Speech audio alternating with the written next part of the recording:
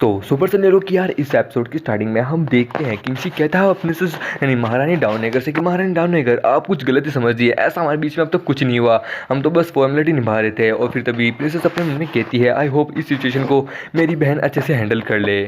ये सुन के चैंग उसको कहता है क्या कहा गलतफहमी हुई है, अरे तेरा नीचे वाला घोड़ा साफ दिख रहा है मुझे, वो एकदम तीसरी टांग की तरह खड़ा है, एकदम लंबी सी टांग की तरह, तो तू हमें बेवकूफ़ बनाने की कोशिश कर रहा है। तभी स्टेट प्रोटेक्टर कहता है हमें गलतफहमी हुई है, अरे ये कितनी ज़्यादा शर्मनाक बात है कि हम यहाँ पे तुम्हारे सीनियर्स इतने आगे खड़े हैं, हमारी इज्जत ना करके तुम इतनी बेशर्मी जैसी हरकत कर रहे हो, अरे कम से कम हमारी इज्जत के बारे में तो सोच लिया होता।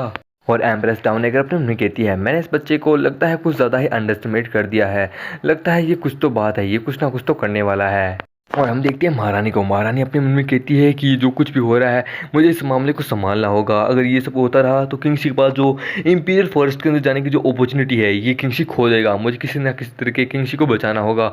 मैं क्या करूं, अरे हाँ अब समय नहीं रहा, एक काम करता हूँ मैं एक चीज़ को शुरू भी कर देती हूँ। फिर महारानी कहती है कि सभी लोगों को मेरी बात सब ध्यान से सुनो, अब जब ये जो टूर्नामेंट, ये जो कंपटीशन चैंपियनशिप शुरू होने वाली है, इसमें जो लोग भी जाएंगे और जो लोग वापस आएंगे इस दिन को as a journey, as a festival के रूप में हम बनाएंगे। इस दिन को मैं एक फेस्टिवल का रूप दे दूंगी आप लोगों की वापस आने के नाम, आपकी इस जर्नी के नाम। सुन के वहाँ पे सभी लोग बहुत खुश होते हैं, वो लोग कहते हैं सच में ये कमाल का ऑफर है, यहाँ पे हम लोग इस चांस को जीतने आए थे पर हमारे साथ तो चांस पे डांस भी मार रहे हैं, सच में कमाल की बात है। ठीक है तो मैं इसी दिन का इंतजार कर रहा था, चलो चलते हैं, इस चैंपियनशिप को तो मैं ही जीतूंगा। और फिर लोग धीरे धीरे वहाँ पे स्पेस वर्ल्ड के द्वारा वहाँ पे इंपीरियल फॉरेस्ट के अंदर जाना शुरू कर देते हैं। सभी लोग कहते हैं मेरी बारी है मेरी बारी है। किंगशी कहता है सच में महारानी ने तो सच में कमाल ही कर दिया, उन्होंने इस सिचुएशन को संभाल लिया, उन्होंने इस प्रॉब्लम को बड़े अच्छे से हैंडल किया। फिर वो कहता है खैर अब मैं भी खड़ा खड़ा क्या करूँ, मेरे पास अब जो टाइटल आया है, मैं भी अब एक रॉयल फैमिली का मेंबर बन चुका हूँ, तो मैं मुझे भी अब इंपीरियल फॉरेस्ट के अंदर जाना चाहिए, इस जगह पे आके खड़ा हो जाता हूँ। एक काम करता हूँ, मैं जो ये फॉलो विलेज वाले जो बंदे हैं इनकी जो ये लाइन है इस लाइन में आके खड़ा हो जाता हूँ, इनके पीछे से जाऊँगा।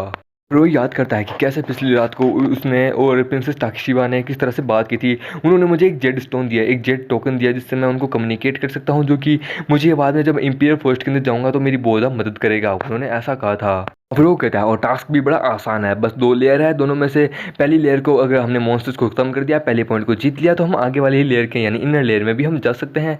ये तो सच में कमाल का है, बस अंदर जाओ मॉन्स्टर्स को मारो, ये बहुत आसान है, रिजल्ट मेरे हाथ में ही है, सब कुछ परफेक्ट एकदम मेरे प्लान के हिसाब से चल रहा है। हम देखते हैं महारानी डाउनएगर के पैलेस के अंदर का सीन, जहाँ पे हमारी वाली महारानी झुकी हुई होती है, वहाँ पे उसके आगे फिर एम्परर डाउनएगर कहती है सच में महारानी तुम तो कमाल की हो, मैंने तुम्हें जितना ज़्यादा अंडरस्टिमेट किया था तुम तो उससे भी कहीं ज़्यादा पावरफुल निकली, तुम्हारा प्लान लाजवाब था, मैं लमसम तुम्हारे प्लान में फंसी गई थी, तुमने सच में कमाल का खेल खेला, मैं भी तुम्हारी इस बात में तारीफ करती हूँ, तुम्हें इस चीज़ का रिवॉर्ड तो मिलना चाहिए। रानी कहती है वो कहती है महारानी डाउनएगर मेरे में अभी इतनी औकात नहीं है कि मैं इस गिफ्ट को एक्सेप्ट करूँ।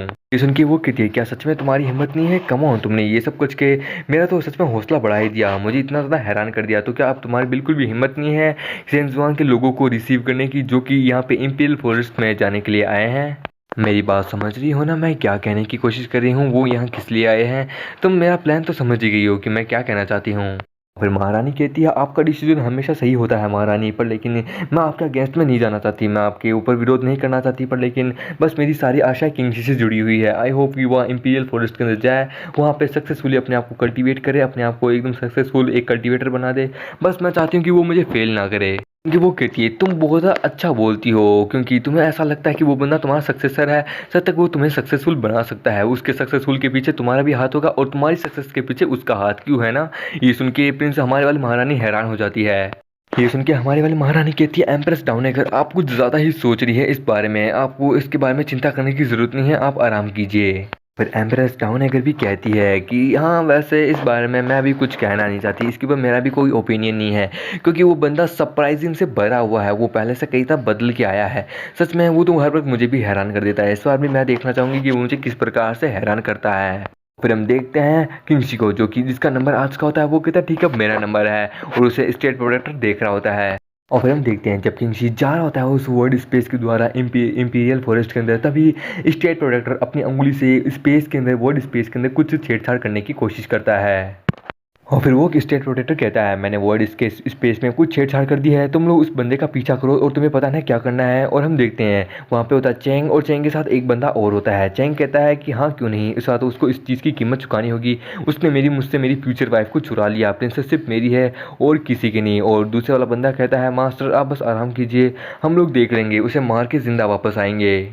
और फिर तभी एक बंदा कहता है अपने कि मास्टर यानी स्टेट प्रोटेक्टर आप चिंता मत कीजिए, वो किंगशी उसके पास भले ही हमारे स्पिरिट स्टोन है, हम उससे उसके सारे स्पिरिट स्टोन भी चुरा लेंगे, आप टेंशन मत लीजिए, आप बस आराम कीजिए। हम लोग भी अपने सीनियर्स की मदद करने के लिए वर्ल्ड स्पेस में वैसे जा रहे हैं, इंपीरियल फॉरेस्ट में जा रहे हैं, तो आप टेंशन मत लीजिए, हम लोग जिंदा वापस आएंगे। और फिर वो कहता है स्टेट प्रोटेक्टर तो ठीक है तुम लोग जाओ, और बाद में मैं इस वर्ल्ड स्पेस को सही कर दूंगा, और हाँ आराम से वापस आना, टेंशन मत लेना, अपनी ही जगह है। देखते हैं वर्ल्ड स्पेस के अंदर का सीन, जहाँ पे चैम्बर के अंदर का सीन देखते हैं। हमारा किंगशी वर्ल्ड स्पेस के द्वारा इंपीरियल फॉरेस्ट के अंदर जा रहा होता है। वो कहता है बस नज़दीक ही हूँ, इस वर्ल्ड के बाद में उस तरफ दूसरी तरफ इंपीरियल फॉरेस्ट ही है, सच में मज़ा आने वाला है, ये तो सच में कमाल की जगह है। पर लेकिन तभी अचानक से किंगशी के ऊपर कोई अटैक करता है, जिससे किंगशी सेंस कर लेता है। पर लेकिन तभी वो अटैक जाके हमारे किंगशी के मुंह के ऊपर जाके लगता है, जिससे किंगशी कहता है आखिरकार कौन है, किसकी इतनी हिम्मत। फिर हम देखते हैं हमारे किंगशी को, जो कि इंपीरियल फॉरेस्ट के किसी कोने के अंदर आके पेड़ से टकराता है और वहीं रुक जाता है। किंगशी कहता है आखिरकार ये हो क्या रहा है, आखिरकार किसने मेरे पे वर्ल्ड स्पेस के अंदर अटैक किया, आखिरकार कौन है, किसकी इतनी हिम्मत। और फिर तभी किंगशी के सामने दो लोग आते हैं। हमारा किंगशी कहता है क्या तुम लोग फूलो विलेज के अप्रेंटिस हो क्या, या तुम लोग यहाँ मेरी मदद करने के लिए आए हो। और हम देखते हैं वहाँ पे चैंग और वही बंदा होता है। वो बंदा कहता है कि मुझे तुमसे कुछ सवाल पूछने हैं, तुम्हें बस उसका जवाब देना है। उसके हाथ में एक बहुत बड़ा स्पेयर होता है। वो कहता है क्या तू ही वो किंगशी है जिसने मेरे सीनियर से उसकी होने वाली फ्यूचर वाइफ को चुरा लिया। और इसी के साथ ये एपिसोड ही खत्म होता है। तो दोस्तों मिलते अगले से नई वीडियो में, जब तक के लिए बाय बाय।